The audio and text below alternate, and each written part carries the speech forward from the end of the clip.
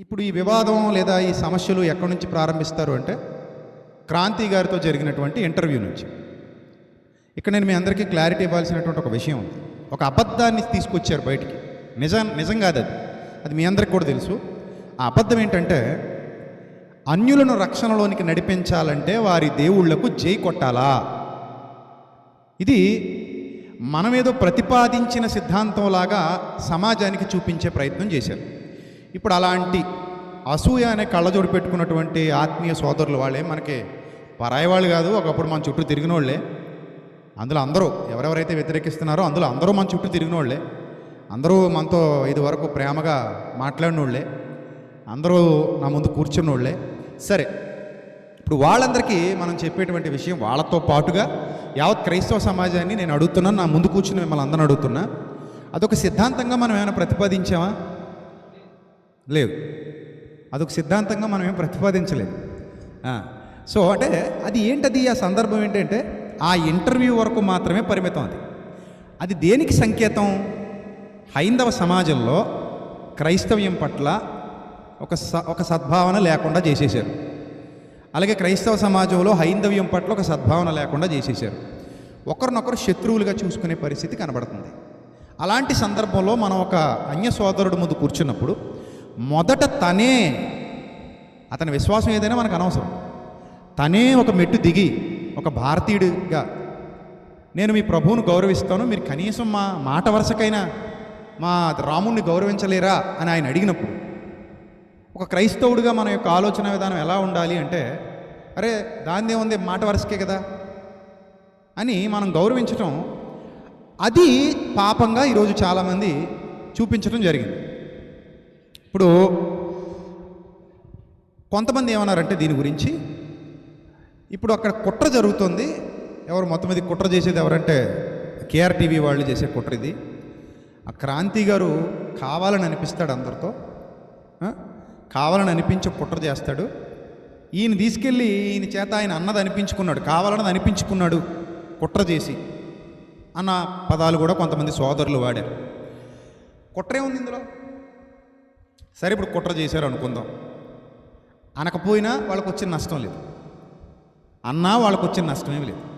నేను అనను అన్న వాళ్ళని ఎవరో బలవంతం చేయట్లేదు. ఆయన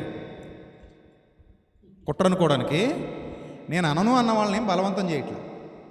నేను మిమ్మల్ని అంటున్నాను కదా, మీరు ఎందుకు అనరు అని మౌనంగా ఊరుకుంటున్నాడు తప్ప అనను అన్న వాళ్ళని ఏం బలవంతం చేయట్లేదు. ఇప్పుడు అన్నందుకు నేను అన్నందుకు వాళ్ళకి ఏమైనా మేలు జరిగిందా అంటే వాళ్ళ మేలు కూడా ఏం జరగలేదు. అంటే ఇది కుట్ర, ఇది ఒక వ్యూహం అని అనుకోవటానికి అక్కడ ఆస్కారం ఏమీ లేదు.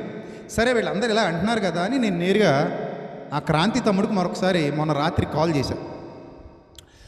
చేసి సూటిగా ప్రశ్నించా, ఏమయ్యా నువ్వు ప్రైజ్ ద లార్డ్ అన్నది మా ప్రభువునా కాదా, నీ ఉద్దేశం ఏంటి చెప్పు.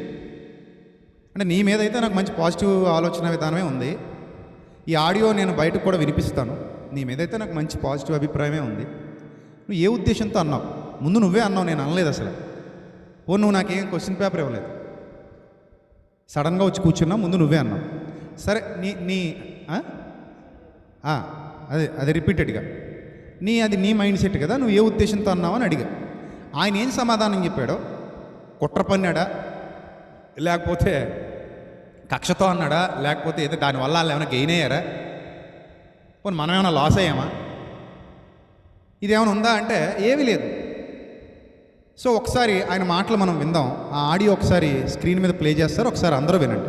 ఏమని చెప్తున్నారంటే వీళ్ళందరూ కట్టర్ హిందువులు, ఈ క్రాంతి కూడా సేమ్ వాళ్ళతో పాటు కట్టర్ హిందూ, క్రాంతి కూడా ప్రైజ్ ద లార్డ్ అని యేసుప్రభుని అనాలని అంటూ మనతో అనిపించడానికి అంటాడు అన్నట్టు ఒక చిన్న వివాదం క్రియేట్ చేశారనమాట. అంటే ఆయన ఇంటర్వ్యూ జెన్యున్గా చేయడు అన్నట్టు అనమాట.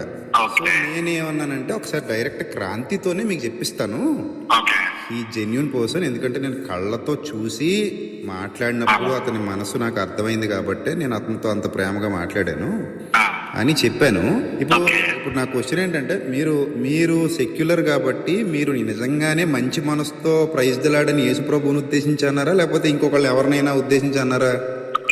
అంటే ఇప్పుడు మీరు ఆ ఇంటర్వ్యూలో చెప్పినట్టుగానే ఖచ్చితంగా మనం గౌరవిస్తాం కదా. అంతే కదా.